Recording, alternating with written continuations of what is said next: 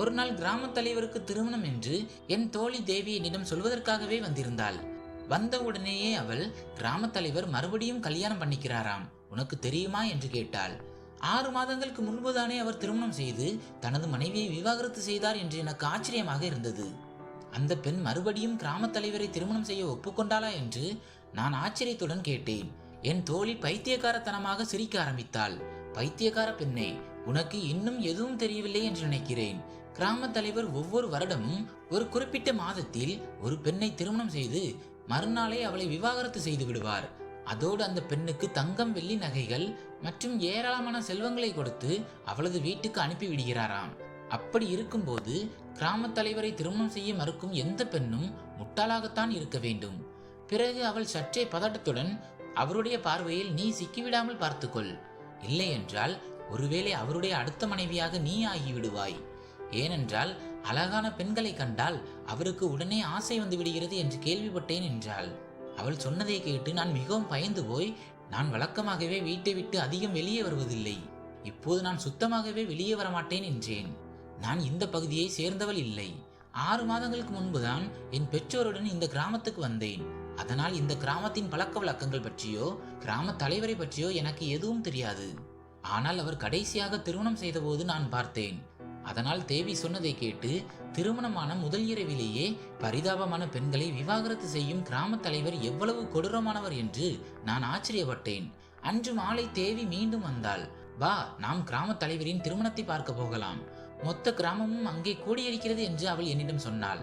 என் அம்மாவிடம் அனுமதி கேட்டுவிட்டு நான் அவளுடன் கிராம தலைவரின் திருமணத்தை பார்க்க சென்றேன்.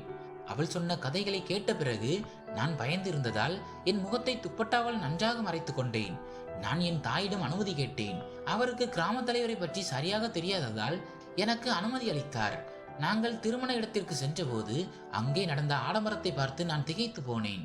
அப்போது தேவி, நாளை காலை இந்த பெண்ணும் நிறைய பொருட்களுடன் விவாகரத்து பெற்று இந்த மாளிகையில் இருந்து வெளியே வருவாள் என்றாள். பாவப்பட்ட பெண்களுக்கு இவர் பெரிய அநீதி அளிக்கிறார் என்று நான் வருத்தத்துடன் சொன்னேன். அதற்கு தேவி, அதில் எந்தவிதமான கட்டாயமும் இல்லை, பெண்கள் தங்கள் விருப்பப்படியும் சந்தோஷத்துடனும் திருமணம் செய்து கொண்டு விவாகரத்தும் செய்து கொள்கிறார்கள், இதில் அவர்களுக்கு எந்த பிரச்சனையும் இல்லை என்று சொன்னாள். கிராம தலைவர் ஏன் இப்படி செய்கிறார் என்று நான் ஆச்சரியப்பட்டேன். அவருக்கு என்ன பிரச்சனை? அவர் ஏன் திருமணங்கள் செய்து கொண்டு உடனே விவாகரத்தும் செய்கிறார்? திருமணத்திலிருந்து திரும்பி வந்து இரவு முழுவதும் நான் அதை பற்றியே யோசித்துக் கொண்டிருந்தேன். கடவுளின் லீலைதான் என்ன? ஒரு பக்கம் ஒரு இரவு திருமணத்திற்காக லட்சக்கணக்கில் செலவு செய்யும் கிராம தலைவர், இன்னொரு பக்கம் கடனுக்குள் மூழ்கிவிடக் கூட திணறும் நம்மை போன்ற ஏழைகள். என் பெயர் கீதா. நாங்கள் 3 சகோதரிகள். எங்களுக்கென்று ஒரு அண்ணன் இல்லை. சிறு வயதிலிருந்தே நான் பல கஷ்டங்களை சந்தித்தேன். என் அப்பா நகரத்தில் வேலை பார்த்தார். சில சமயம் சிறிய கடைகளையும் திருவிழாக்களில் போடுவார். அதை வைத்து எங்களுடைய வாழ்க்கை மிகவும் சிரமத்துடன் ஓடியது. பிறகு என் அப்பாவுக்கு உடல்நிலை சரியில்லாமல் போனது. அதனால் பல இடங்களில் கடன் வாங்கி அவருக்கு சிகிச்சை அளிக்க வேண்டியிருந்தது. எங்கள் வீட்டை கூட விற்க வேண்டியிருந்தது. பிறகு அப்பா அவர் தன் சகோதரர்களுடன் சிறுவயதில் வசித்த பழைய வீட்டுக்கு எங்களை கூட்டி வந்தார். எங்களுடைய வீட்டில் வறுமை ஆழமாக பரவி இருந்ததால் ஒவ்வொரு தானியத்திற்காகவும் நாங்கள் போராட வேண்டியிருந்தது. நான் எப்படியோ என்னை பார்த்து கொண்டேன். ஆனால் என் 2 தங்கைகள் மிகவும் கஷ்டப்பட்டார்கள். ஒரு நாள் என் தங்கைகள் அழுவதை பார்த்தேன். அவர்கள் அழுது கொண்டே நாம் பிறக்காமலே இருந்திருக்கலாம் அல்லது பிறந்தவுடனே செத்திருக்கலாம் என்று ஒருவருக்கொருவர் பேசிக் கொண்டார்கள். அவர்கள் பேசியதை கேட்டபோது எனக்கு மிகவும் கவலையாக இருந்தது. எப்படியோ என் குழந்தை பருவம் கடந்து விட்டது. ஆனால் என் தங்கைகளும் வறுமையான வாழ்க்கையை வாழ்கிறார்கள். நான் தான் அக்கா என்பதால் என்னால் என் மன அழுத்தத்தை யாரிடமும் இலகுவாக்கி கொள்ள முடியவில்லை. அன்று என் தங்கைகள் அழுததை பார்த்த பிறகு என் இதயம் மிகவும் வேதனை அடைந்தது. நான் அம்மாவிடம், அம்மா, நான் வெளியே சென்று கொஞ்ச நேரம் நடந்துவிட்டு வருகிறேன் என்றேன். நான் வீட்டை விட்டு வெளியேறி வயல்வெளிகளை நோக்கி சென்றேன். ஏனென்றால் அந்த இடம் மிகவும் அமைதியாகவும் சுத்தமாகவும் இருந்தது. நான் வயல்வெளிகளுக்கு அருகில் நடந்து கொண்டிருந்த போது அப்போது கிராம தலைவர் அங்கே வந்தார். அவர் என்னை பார்த்தார். பயத்தில் என் உடல் சிலிர்த்தது. எனக்கு தேவியின் வார்த்தைகள் நினைவுக்கு வந்தன. அதனால் நான் அவரை பார்த்துவிட்டு வேகமாக வீட்டிற்கு ஓடினேன். வீட்டிற்கு வந்த பிறகும் பயத்தின் காரணமாக என் இதயம் படபடவென்று துடித்துக் கொண்டிருந்தது. யாராவது என் மீது பழி போட்டு விட்டால் என்ன செய்வது என்று நான் கவலைப்பட்டேன். சிறிது நேரத்திலேயே தேவி வந்து விட்டாள். கிராம தலைவர் உன்னை பார்த்து விட்டார், இப்போது உனக்கு ஒன்றும் ஆகாது என்றாள். நான் மிகவும் பயந்து விட்டேன். அந்த பயத்தின் காரணமாக எனக்கு கடுமையான காய்ச்சல் வந்தது. மாலை வரை காய்ச்சலில் நான் தவித்தேன். என் அம்மா என்னிடம் சமைக்க சொன்னார். ஆனால் என் உடம்பில் உயிரே இல்லாதது போல் இருந்தது. வேறு வழி இல்லாமல் என் அம்மா என் அறைக்குள் வந்து என்னை தொட்டு பார்த்தபோது திகைத்து போனார். பிறகு உடனே எல்லோரையும் குணமாக்கும் ஒரு கிராம வைத்தியரை அழைத்து வந்தார். வைத்தியர் என்னை பரிசோதனை செய்துவிட்டு என் அம்மாவிடம், குழந்தையை கவலையில் இருந்தும் பயத்தில் இருந்தும் தூரமாக வையுங்கள். அதிக பயத்தின் காரணமாக மூளையின் நரம்பு வெடிக்கும் அபாயம் உள்ளது என்று சொல்லிவிட்டு வெளியேறினார். வைத்தியர் சென்ற பிறகு என் அம்மா என்னை பார்த்து, உனக்கு என்ன கவலை? உன்னை ஏன் இப்படி பயந்த நிலையில் வைத்திருக்கிறாய் என்று கேட்டார். அப்போது நான் தைரியத்தை வரவழைத்துக் கொண்டு, கிராம தலைவர் என்னை பார்த்து விட்டார். அவர் ஒவ்வொரு வருடமும் ஒரு புதிய பெண்ணை திருமணம் செய்து மறுநாளே அவளை விவாகரத்து செய்து விடுகிறார் என்று அம்மாவிடம் சொன்னேன். என் அம்மா என் பேச்சை புரிந்து கொள்ளவில்லை. நீ எதற்காக இவ்வளவு கவலைப்படுகிறாய்? நீ என்ன திருடிவிட்டாய்? நீ ஏன் இவ்வளவு பயப்படுகிறாய் என்றார். என் அம்மாவின் பேச்சை கேட்டதும் என் தலையில் நானே அடித்துக் கொள்ளலாம் என்று நினைத்தேன். நான் என் அம்மாவிற்கு புரிய வைப்பதற்கு முன்னரே வெளியே யாரோ கதவை பலமாக தட்ட ஆரம்பித்தனர். சத்தம் கேட்டதும் நான் என் மூச்சை பிடித்துக் கொண்டேன். கதவு திறக்கப்பட்டது. வெளியே கிராம தலைவர் அவருடைய ஆட்களுடன் நின்று கொண்டிருந்தார். என் அப்பாவும் அவர்களுடன் இருந்தார். அவரும் அவர்களுடன் தான் வீட்டிற்கு வந்திருக்க வேண்டும். அப்பா அவர்களை வரவேற்பறையில் அமர வைத்து அம்மாவிடம் தேநீர் போட சொன்னார். ஆனால் கிராம தலைவர் தேநீர் வேண்டாம் என மறுத்துவிட்டார். அவர் ஒரு பணக்காரர் என்பதால் ஏழைகளின் வீட்டில் எப்படி தேநீர் குடிப்பார்? அவர் என் அம்மாவையும் வரவேற்பறைக்கு அழைத்தார். பிறகு என்னுடைய கையை பிச்சை கேட்பது போல கேட்டார். அவர் இதை கேட்டதும் என் அம்மா அதிர்ச்சியடைந்து கோபத்துடன் எழுந்து நின்று, தலைவரே, நாங்கள் ஏழைகளாக இருக்கலாம், ஆனால் பணத்துக்காக எங்கள் மகளை விற்க மாட்டோம். நாங்கள் எங்கள் கடனை நாங்களே அடைப்போம், ஆனால் எங்கள் மகளுக்கு களங்கம் ஏற்படுத்த மாட்டோம் என்றார். தலைவரும் சரி என்று சொல்லிவிட்டு போய்விட்டார். இந்த பேச்சை கேட்டபோது வானமே என் மீது விழுந்தது போல இருந்தது. நான் பயந்தபடி நடந்தே விட்டது. என் அம்மா ஏற்கனவே வாக்களித்திருந்ததால் நான் தலைவருக்கு மறுத்துவிட்டேன். இந்த வருட இறுதியில் எனக்கு திருமணம் நடைபெறுவதாக இருந்தது. ஆனால் என் அப்பா ஒருமுறை அவளிடம் பேசி பார்க்கலாம், பிறகு அவள் என்ன சொல்கிறாளோ அதன்படி செய்யலாம் என்று சொன்னார். அப்பா சொன்னதை கேட்டபோது எனக்கு கோபம் வந்தது. என் அப்பாவுக்கு எனக்கு நிச்சயதார்த்தம் ஆகிவிட்டது என்பது தெரியாதா? அப்படி இருந்தும் என்னால் இறக்கும் வரை நிறைவேற்ற முடியாத விஷயங்களை பேசுகிறாரே என்று நான் நினைத்தேன். பிறகு என் அப்பா என்னிடம் வந்து பேசினார். அப்பா என்னிடம் வந்து, பார் மகளே, எங்களுக்கு மகன் இல்லை. எங்களுக்கு ஆதரவாக இருக்க உன் சகோதரிகளின் கனவுகளை நிறைவேற்ற உதவ யாரும் இல்லை. நம் வீட்டு நிலைமை உனக்கு தெரியும். கடந்த 10 வருடங்களாக எங்கள் மீதுள்ள கடன் தீரவில்லை. மேலும் உன் சின்ன சகோதரிகள் தங்கள் ஆசைகளை மனதிலேயே அடக்கிக் கொள்கிறார்கள். நீ தலைவரை திருமணம் செய்து கொண்டு மறுநாளே விவாகரத்து பெற்றால் எங்கள் பிரச்சனைகள் அனைத்தும் தீர்ந்துவிடும். மேலும் உன் வருங்கால கணவரை பற்றி பேசினால் அவரும் டாக்டர், இன்ஜினியர் இல்லை. நீ திருமணம் செய்து ஒரு நல்ல வாழ்க்கையை வாழலாம். அவர் உன் மீது உண்மையான அன்பு கொண்டிருந்தால் உன்னுடைய கட்டாயத்தையும் பிரச்சனைகளையும் புரிந்து கொள்வார். இப்போது முடிவெடுக்கும் அதிகாரம் உன்னுடைய கையில் உள்ளது. நீ என்ன சொல்கிறாயோ அதுதான் நடக்கும் என்று சொன்னார். அப்பா என்னிடம் பேசிவிட்டு சென்றார். நான் யோசனை மற்றும் குழப்பத்தில் ஆழ்ந்து விட்டேன். நான் எல்லாவற்றையும் பற்றி யோசித்து ஒரு முடிவை எடுத்தேன்.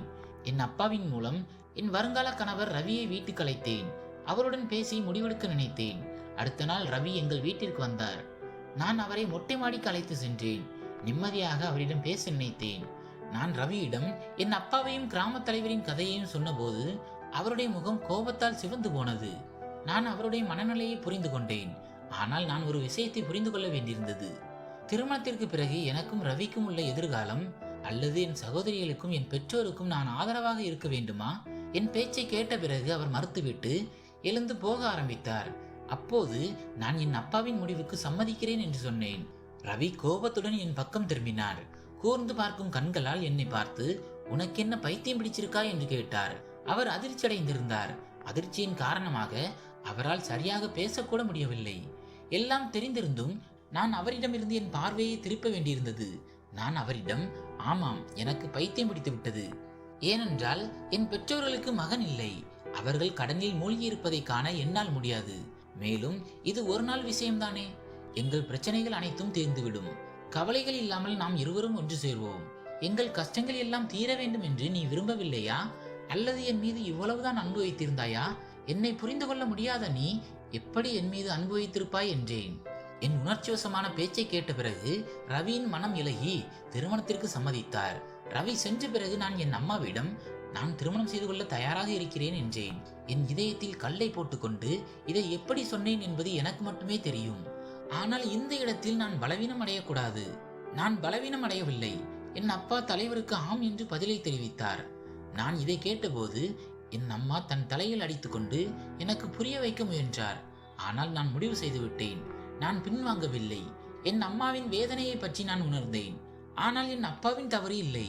அவர் இந்த வயதில் கடனின் கவலையுடன் நேரத்துக்கு முன்பே வயதானவர் ஆகிவிட்டார்.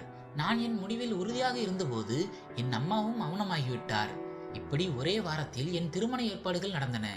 நான் சிகப்பு நிற ஆடையை அணிந்து கிராம தலைவரின் பங்களாவுக்கு வந்து சேர்ந்தேன். நாள் முழுவதும் வேலை செய்து களைத்த நான் மென்மையான மெத்தையில் அமர்ந்தபோது உட்கார்ந்த உடனே நிம்மதி என்னை தழுவியது. நான் உட்கார்ந்தபடியே எப்போது தூங்கிவிட்டேன் என்று எனக்கே தெரியவில்லை. நான் என் கையில் ஏதோ உணர்ந்த போதுதான் விழித்தேன். பயத்தின் காரணமாக என் தொண்டையில் முள் சிக்கியது போல் இருந்தது. நான் தைரியத்தை வரவழைத்துக் கொண்டு என் கையை அகற்ற கண்களை திறந்தேன். பார்த்தால் என் கணவர் என் கையை பிடித்துக் கொண்டிருந்தார். பிறகு என் கணவருக்கு திடீரென்று என்ன ஆனது என்று தெரியவில்லை. அவர் என் கையை விட்டுவிட்டு தூரத்தில் போய் நின்றார். பிறகு அவர், நாம் இப்போது மருத்துவமனைக்கு செல்ல வேண்டும், சீக்கிரம் எழுந்து உன் ஆடையை மாற்றிக்கொள் என்றார். அவருடைய பேச்சை கேட்டதும் அவருடைய மனநிலை சரியில்லை என்று எனக்கு சந்தேகம் வந்தது. நான் மறுக்கலாம் என்று நினைத்தேன். ஆனால் முதல் நாள் இரவிலேயே அவர் எனக்கு விவாகரத்து கொடுக்காமல் இருக்க எதுவும் செய்ய விரும்பவில்லை. நான் ஆடையை மாற்றிக்கொண்டு அவரோடு காரில் அமர்ந்தேன். பிறகு நாங்கள் மருத்துவமனைக்கு சென்றோம். அங்கே நான் பார்த்த காட்சியை பார்த்து என் சுயநினைவை இழந்தேன். என் கணவர் டாக்டரிடம் பேசிய பிறகு, நீதான் அந்த பெண், உன்னை தேடிதான் நான் இத்தனை திருமணங்கள் செய்தேன். ஆனால் உனக்கு நான் விவாகரத்து கொடுக்க மாட்டேன். இனிமேல் நீ என் மனைவியாக இருப்பாய் என்று சொன்னார். அவர் சொன்னதை கேட்டதும் நான் மயக்கமடைந்தேன். அவர் என்னை காரில் ஏற்றி வீட்டிற்கு அழைத்து வந்தார். வீட்டுக்கு வந்த பிறகு எனக்கு சுயநினைவு வந்தபோது அவருடைய வார்த்தைகள் என் ஆத்மாவை குலுக்கியது. நான் அங்கும் இங்குமாக பார்த்தேன். ஆனால் அவர் எங்கும் இல்லை. என் கணவர் எங்கே சென்றார் என்று தெரியவில்லை. ஆனால் வேலைக்காரிகள் என் அருகில் இருந்தார்கள். அவர்கள், உங்களுடைய வீட்டார் வந்திருந்தார்கள். ஆனால் உரிமையாளர் அவர்களிடம், நீங்கள் எப்போது வேண்டுமானாலும் உங்கள் மகளை பார்க்க வரலாம். எனக்கு ஆட்சேபனை இல்லை. ஆனால் நான் அவளை விவாகரத்து செய்ய போவதில்லை என்று சொல்லி அவர்களை திருப்பி அனுப்பினார். மேலும் உரிமையாளர் உங்கள் வீட்டிற்கு பணம் நிறைந்த பையையும் வசிப்பதற்கு ஒரு வீட்டையும் கொடுத்திருக்கிறார் என்றார்கள். வேலைக்காரி சொன்னதை கேட்டதும் நான் கத்தி கத்தி அழ விரும்பினேன். என் குடும்பத்தினர் எனக்கு என்ன செய்தார்கள்? என் குடும்பத்தினர் என்னை விட்டு பிரிந்து சென்ற பிறகு நான் அந்த தலைவருடன் எப்படி சண்டையிடுவேன்? ரவியை பற்றி நினைக்கும் போதுதான் எனக்கு அதிக வருத்தம் வந்தது. நான் விவாகரத்து செய்யவில்லை என்று அவருக்கு தெரிந்தால் அவர் என்னை நம்பிக்கை துரோகி என்று நினைப்பார். நான் பணத்தின் பிரகாசத்தை பார்த்து விவாகரத்து செய்ய மறுத்துவிட்டேன் என்று நினைப்பார். இதையெல்லாம் நினைத்து பார்த்தபோது என் மனம் குழப்பமடைந்தது. என் விருப்பப்படி என் கழுத்தில் மாட்டியுள்ள இந்த சுருக்கு கயிற்றை நான் எப்படி அகற்றுவது என்று எனக்கு தெரியவில்லை. நான் அழத் தொடங்குவதற்கு முன்பே என் கணவர் அறைக்குள் வந்தார். என் உடல்நிலையை பற்றி விசாரித்தார். ஒரு இரவிற்காக திருமணம் செய்து இப்போது தனது வார்த்தைகளை மாற்றிக்கொண்டு அந்த பொய்யனை கண்டபோது என் ரத்தம் கொதித்தது. அவர் என் முகத்தை தொட முயன்றார். நான் கோபத்துடன் அவருடைய கையை உதறினேன். நான் அவரிடம், நீங்கள் என்னிடம் அந்த ரகசியத்தை சொல்லும் வரை நான் உங்களை என்னிடம் நெருங்க விட மாட்டேன். நீங்கள் ஏன் ஒவ்வொரு வருடமும் ஒரு புதிய பெண்ணை திருமணம் செய்து விவாகரத்து செய்து கொண்டிருந்தீர்கள்? இப்போது எனக்கு ஏன் விவாகரத்து கொடுக்கவில்லை என்று கேட்டேன். என் கணவர் என் பேச்சை கேட்ட பிறகு, நான் உன்னை திருமணம் செய்திருக்கிறேன். நீ என் மனைவி. உனக்கு என் மீது முழு உரிமை உண்டு. உன்னை தொட எனக்கு உன் அனுமதி தேவையில்லை. ஆனால் நான் என் வாழ்க்கை முழுவதையும் உன்னுடன் கழிக்க விரும்புகிறேன். அதனால் இன்றில்லாவிட்டாலும் நாளை உன் கேள்விக்கு நிச்சயமாக பதிலளிப்பேன் என்றார். அவர் சொன்னதை கேட்டு எனக்கு மிகவும் கோபம் வந்தது. ஆனால் நான் என் கோபத்தை அடக்கிக் கொண்டு, நீங்கள் உண்மையை கூறினால்தான் நான் உங்களோடு இருப்பேன், இல்லை என்றால் நான் என் உயிரை மாய்த்துக் கொள்வேன் என்றேன். இதை கேட்ட அவர் முகத்தின் நிறம் மாறியது. ஆனால் அவர் விரைவாகவே தன் கோபத்தை கட்டுப்படுத்தி கொண்டு, நான் உனக்கு ரகசியத்தை சொல்கிறேன். ஆனால் நினைவில் வைத்துக்கொள், நீ எனக்கு துரோகம் செய்தாலோ அல்லது உன் உயிரை எடுக்க முயன்றாலோ நான் உன் குடும்பத்தை சும்மா விட மாட்டேன் என்றார்.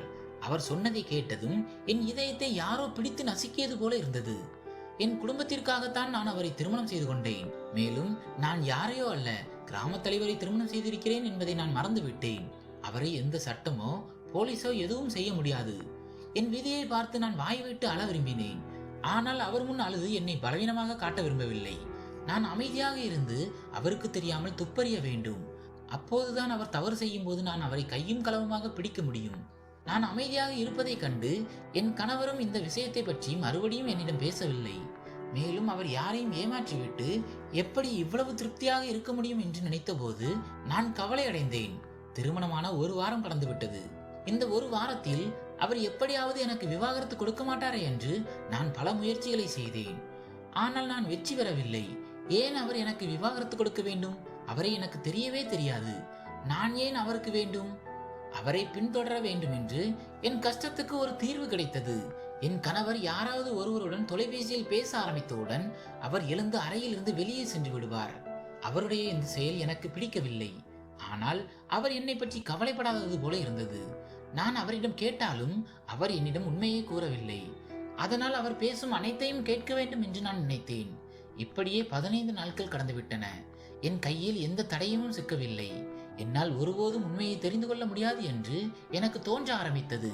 ஆனால் நான் தைரியத்தை விடவில்லை. எப்படியாவது எனக்கு இந்த ரகசியம் தெரிந்துவிட வேண்டும் என்று என் மனதில் வேண்டிக் கொண்டேன். அந்த நாளும் வந்தது.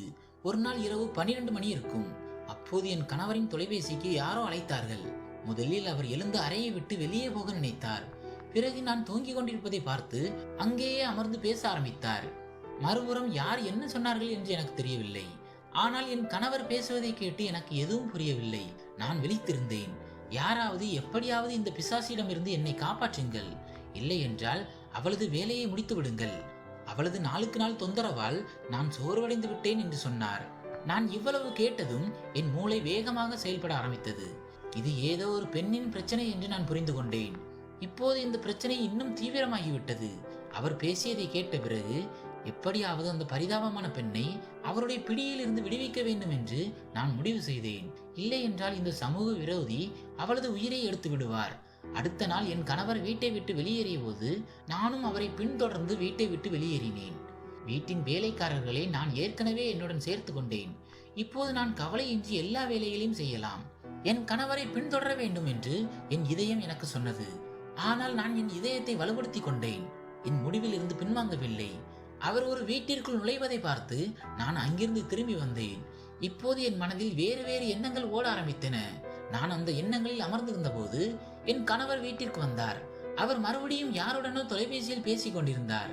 நான் எழுந்து கேட்க சென்ற போது அவர் யாருடனோ நாளை மறுபடியும் அந்த இடத்துக்கு வா, உன் வேலை முடிந்துவிடும் என்று சொல்லிக் கொண்டிருந்தார். இந்த கண்மூடித்தனமான விளையாட்டிலிருந்து நான் விடுபட போகிறேன் என்று என் மனதில் நான் மகிழ்ச்சி அடைந்தேன். என் கணவர் என்னை பார்த்து விட்டார். நான் வேகமாக அறைக்குள் வந்தேன். நான் மிகுந்த ஆவலுடன் அடுத்த நாளுக்காக காத்திருந்தேன். வரவிருக்கும் அடுத்த நாள் என் வாழ்க்கையை முழுவதுமாக மாற்றும் என்று என் மனதிற்குள்ளே நான் மகிழ்ச்சி அடைந்தேன். அடுத்த நாள் வந்தது. என் கணவர் சென்ற பிறகு நானும் அவரை பின்தொடர்ந்து வீட்டை விட்டு வெளியேறினேன். இன்று என் கணவர் வழியில் சிலரையும் சந்தித்தார். இப்போது எனக்கு கவலை ஏற்பட்டது.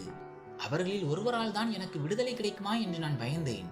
நான் என் கணவரை பின்தொடர்வதை அவர் சந்தேகிக்கிறார் போலவும், அதனால் தான் அவர் எனக்கு புரியாமல் இருக்கவும், என் முயற்சியை விட்டுவிடவும் வேண்டுமென்றே இப்படி செய்கிறார் போலவும் எனக்கு தோன்றியது. இந்த யோசனையில் நான் எனக்கு நானே சமாதானம் சொன்னேன். அவருக்கு தெரிந்திருந்தால் அவர் என்னை பின்தொடர்வதை நிறுத்துமாறு என்னிடம் கேட்க யாருடைய அனுமதியும் தேவையில்லை என்று நான் நினைத்தேன். நான் இந்த எண்ணங்களில் இருந்தபோது என் கணவர் மீண்டும் அந்த வீட்டிற்குள் சென்று ஒரு அறையில் அமர்ந்தார். அந்த அறைக்கு பக்கத்தில் மற்றொரு அறையும் இருந்தது. நான் வேகமாக அந்த அறைக்குள் நுழைந்து அறையின் ஜன்னல் வழியாக மற்ற அறையை பார்க்க ஆரம்பித்தேன். அப்போது அதே ஆட்கள் வந்தார்கள். அதில் என் வருங்கால கணவர் ரவியும் இருந்தார். இவர்களை இங்கே பார்த்தபோது ஏதோ தவறு நடக்கிறது என்று எனக்கு உணர்வு ஏற்பட்டது. பயந்து கொண்டே நான் ரகசியமாக அங்கிருந்து விலகி வீட்டிற்கு வந்தேன். நான் இந்த விஷயத்தை எவ்வளவு எளிமையாக நினைத்திருந்தனோ அது அவ்வளவு கடினமாக இருந்தது. மேலும் இது நாளுக்கு நாள் குழப்பமடைந்து கொண்டிருந்தது.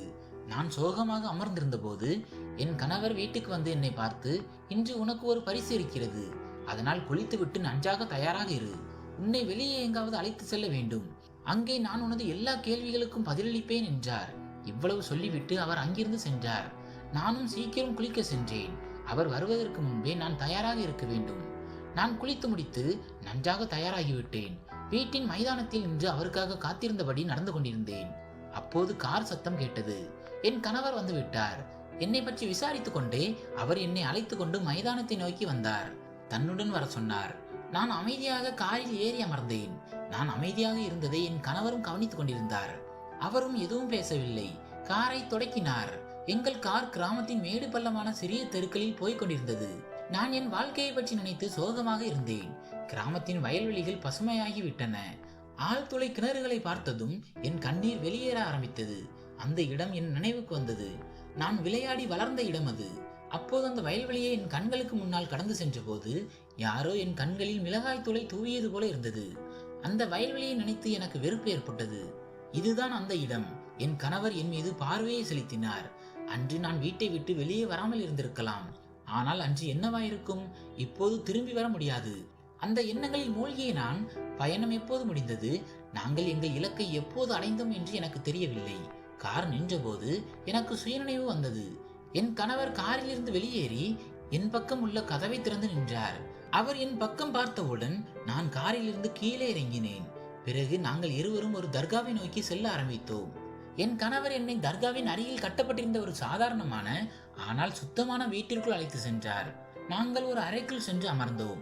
சிறிது நேரத்திலேயே ஒரு பாபாஜி அங்கு வந்து, என்ன மகனே, உன் தேடுதல் முடிந்து விட்டதா இல்லையா என்று கேட்டார். அதற்கு என் கணவர், ஆமாம் பாபாஜி, முடிந்து விட்டது, இவள்தான் என் மனைவி என்றார். அவர்கள் இருவரும் பேசிக்கொள்வதை கேட்டு எனக்கு எதுவும் புரியவில்லை. பாபாஜி அமர்ந்த பிறகு என் கணவர், பாபாஜி, நான் என் மனைவிக்கு உண்மையை கூற உங்களிடம் அனுமதி கேட்க வந்தேன். மேலும் ஒரு புதிய வாழ்க்கையை தொடங்க வேண்டும். உங்கள் அனுமதி இருந்தால் நான் தொடங்கலாமா என்று கேட்டார். பாபாஜி, அனுமதி தருகிறேன், போ, உன் வாழ்க்கையை வாழ் என்றார். அவர்கள் இருவரும் குழப்பமாக பேசியதை கேட்ட பிறகு என் நெற்றியில் சுருக்கங்கள் விழுந்தன.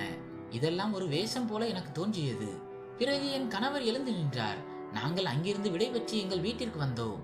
என் கணவர் எல்லா வேலைக்காரர்களுக்கும் விடுமுறை கொடுத்தார்.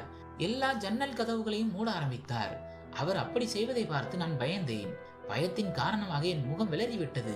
அதை பார்த்த என் கணவர், பயப்படாதே, இந்த ரகசியம் யாருக்கும் தெரியாமல் இருக்க ஒரு முன்னெச்சரிக்கை தான் இது என்றார்.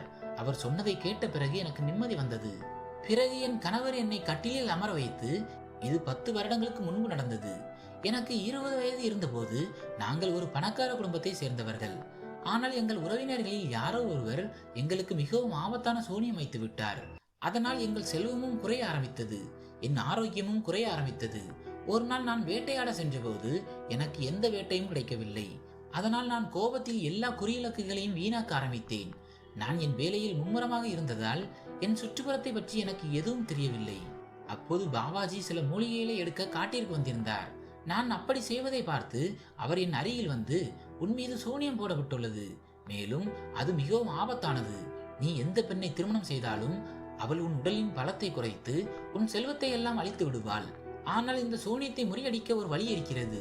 நீ அவளை ஒருமுறை பார்க்காமல், உன் திருமண உரிமையை கோராமல் அவளை விவாகரத்து செய்ய வேண்டும். ஆனால் ஒரு விஷயத்தை மனதில் வைத்துக்கொள், அந்த பெண் ஏழையாக இருக்க வேண்டும் என்றார். நான் மிகவும் கவலைப்பட்டேன். அப்படி என்றால் என்னால் ஒருபோதும் உண்மையான திருமணம் செய்து கொள்ள முடியாது என்று சொன்னேன். ஆனால் அந்த பாபாஜி அங்கிருந்து சென்று விட்டார். பிறகு நான் முதல் திருமணம் செய்த போது நன்றாக பார்த்து ஒரு தேவை உள்ள பெண்ணை தேர்ந்தெடுத்தேன். பிறகு என் மனைவியை தொடாமல் அவளுக்கு செல்வங்களை கொடுத்து விவாகரத்து செய்தேன். இதனால் என் செல்வம் மிகவும் அதிகரித்தது. சூனியத்தின் பலமும் சற்று குறைந்தது. பிறகு நான் அதே போல் 2வது திருமணம் செய்த போது நான் தேர்தலில் வெற்றி பெற்றேன். பிறகு 3வது, இப்படியே நான் 12 திருமணங்கள் செய்தேன். மெல்ல மெல்ல என் மீது போடப்பட்ட சூனியம் நீங்கிவிட்டது. பிறகு நான் இப்படியே திருமணம் செய்து விவாகரத்து செய்து கொண்டிருந்ததால் நான் எப்படி என் வாரிசை உருவாக்குவேன்? நான் யாருக்காக இவ்வளவு சொத்துக்களை சேர்க்கிறேன் என்று நினைத்தேன். பிறகு நான் அந்த இடத்துக்கு போய் அந்த பாபாஜியை தேட ஆரம்பித்தேன். ஆனால் அவர் அங்கே இல்லை. திருமணம் செய்து விவாகரத்து செய்து நான் சோர்வடைந்து விட்டேன். இப்போது எனக்கு நிம்மதியான வாழ்க்கை வேண்டும். பாபாஜியை தேட நான் பல இடங்களை தேடி அலைந்தேன்.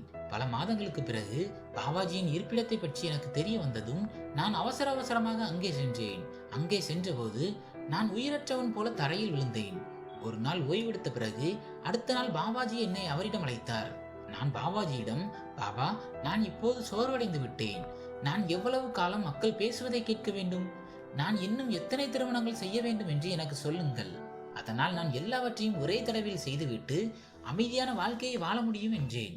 என் பேச்சை கேட்ட பாபாஜி சிரித்துவிட்டு, மகனே, உன் குடும்பத்தின் வாரிசை பெற்றெடுக்கக்கூடிய ஒரு பெண் கிடைக்கும் வரை நீ திருமணம் செய்து கொண்டும் விவாகரத்து செய்து கொண்டும் இருப்பாய் என்றார். பாபாஜி சொன்னதை கேட்ட பிறகு நான் அவரிடம், அவளை அடையாளம் காண ஏதாவது ஒரு சிறப்பான அடையாளத்தை சொல்லுங்கள், அதனால் நான் என் தேடலை தொடர முடியும் என்றேன். பிறகு பாபாஜி அவளை பார்த்த பிறகு, உன் மனதில் தோன்றும் முதல் எண்ணம், இவளுக்கு பிறகு நான் வேறு எந்த பெண்ணையும் திருமணம் செய்ய மாட்டேன் என்று இருக்கும் என்றார். அந்த பெண்ணை நான் தேடிய போது நான் உன்னை பார்த்ததும் நீதான் என் மனைவியாக போகிறாய் என்று என் இதயம் சொன்னது. இப்படிதான் நான் உன் வீட்டுக்கு திருமண சம்மதத்தை அனுப்பினேன். மேலும் நம் திருமணம் நடந்தது என்றார். என் கணவரின் கதையை கேட்ட பிறகு என் மனதில் ஏதோ உறுத்தி கொண்டே இருந்தது. ஏனென்றால் திருமண இரவில் என் கணவர் என்னை பார்த்த பிறகு மருத்துவமனைக்கு அழைத்து சென்ற போது, இவ்வளவு நாட்களாக நான் தேடிக்கொண்டிருந்தவள் நீதான் என்று சொன்னார். சிறிது நேரம் மௌனமாக இருந்த பிறகு அதை பற்றியும் கேட்க வேண்டும் என்று நான் முடிவு செய்தேன். நீங்கள் சொல்வது உண்மை என்று நான் எப்படி நம்புவேன்? ஏனென்றால் நீங்கள் ஒவ்வொரு பெண்ணுக்கும் திருமண இரவில் விவாகரத்து கொடுத்தீர்கள். ஆனால் என்னை மட்டும் மருத்துவமனைக்கு அழைத்து சென்றீர்கள். அந்த மருத்துவமனை ரகசியம் என்ன? அதிலிருந்து நீங்கள் எப்போது திரையை விளக்கப் போகிறீர்கள் என்று கேட்டேன். என் பேச்சை கேட்ட என் கணவர், எல்லா ரகசியங்களையும் இன்றே தெரிந்து கொள்ளப் போகிறாயா? சிலவற்றை நாளைக்காக விட்டுவை என்றார்.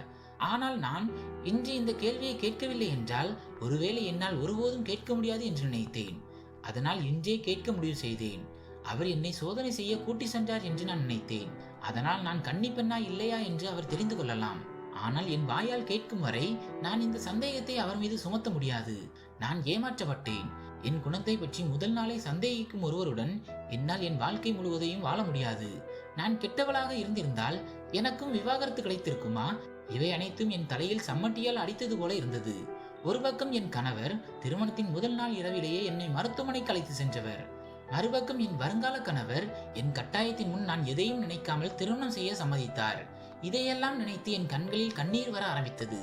அப்போது என் கணவர் பெரிய இரக்கத்துடன் என் கண்ணீரை துடைத்து, அந்த ரகசியம் என்னவென்று தெரிந்து கொள்ள விரும்புகிறாயா? உன் இடது மணிக்கட்டில் இருக்கும் அந்த அடையாளத்தை பார். அதுதான் நான் பார்த்து அதிர்ச்சியடைந்த ரகசியம்.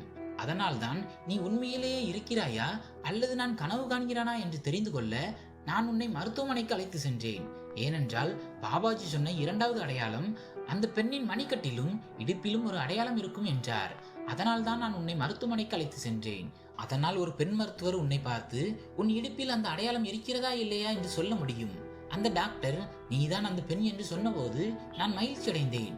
என் பொறுமைக்கு பலனாக அப்படி ஒரு பெண்ணை திருமணம் செய்தது எனக்கு சந்தோஷமாக இருந்தது. நான் விவாகரத்து கொடுத்த பெண்கள் யாரும் கன்னி பெண்கள் இல்லை. மேலும் நான் அவர்களின் மணிக்கட்டை பார்த்துவிட்டு அவர்களுக்கு விவாகரத்து கொடுத்தேன் என்றார். என் கணவர் சொன்னதை கேட்டு நான் அவர் கண்களை பார்த்தேன். அதில் எழுதப்பட்டிருந்த உண்மையை பார்த்து நான் ஒரு புதிய வாழ்க்கையை தொடங்க முடிவு செய்தேன். பிறகு என் கணவர், நீ ஒரு விஷயத்தை கேட்கவே இல்லை என்றார். நான் கேள்விக்குரிய பார்வையுடன் அவரை பார்த்தேன். அப்போது என் கணவர், நீ என்னை பின்தொடர்வதை நான் தெரிந்து கொண்டேன். நீ எல்லாவற்றையும் உன் கண்களால் பார்க்க வேண்டும் என்று நான் விரும்பினேன். ஆனால் நீ எதையும் பார்க்காமல் அங்கிருந்து திரும்பி வந்து விட்டாய். உன் வருங்கால கணவர் ரவி என்னிடமிருந்து பணம் கேட்டார். நீ எனக்கு பணம் கொடுக்கவில்லை என்றால் நான் கீதாவை ஒருபோதும் விடமாட்டேன் என்று அவர் சொன்னார். நீ யாரை நேசிப்பதற்கு பாசாங்கு செய்தாயோ அவர் ஒரு பேராசை பிடித்தவர் என்று தெரிந்து கொண்டேன்.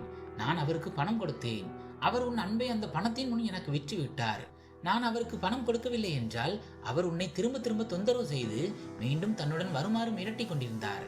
நான் நினைத்திருந்தால் அவருக்கு நல்ல பதிலை கொடுத்திருக்கலாம்.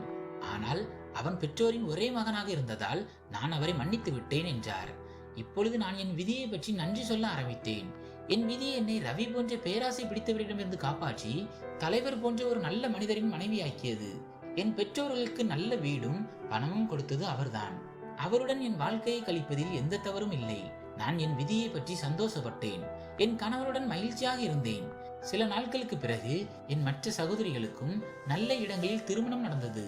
நானும் என் குழந்தைகளுடனும் கணவருடனும் மகிழ்ச்சியான வாழ்க்கையை வாழ்ந்து கொண்டிருக்கிறேன். ரவி என்னை தேடி ஒரு முறை கூட வரவில்லை. நானும் ரவியை பற்றி மறந்து விட்டேன். இப்போது எங்கள் வாழ்க்கையில் நிம்மதிதான் இருந்தது. ஒருவேளை இயற்கையின் சட்டம் இப்படிதான் எங்களை சந்திக்க வைத்திருக்கும். ஆனால் இன்று அந்த முடிவை பற்றி நான் மிகவும் மகிழ்ச்சியாக இருந்தேன். ஏனென்றால் அந்த ஒரு முடிவு என் வாழ்க்கையையும் என் குடும்பத்தின் வாழ்க்கையையும் மாற்றிவிட்டது. நண்பர்களே, இந்த கதை உங்களுக்கு பிடித்திருந்தால் வீடியோவை லைக் செய்யுங்கள், ஷேர் செய்யுங்கள். நமது சேனலுக்கு புதியவராக இருந்தால் சேனலை சப்ஸ்கிரைப் செய்து கொள்ளுங்கள். நன்றி.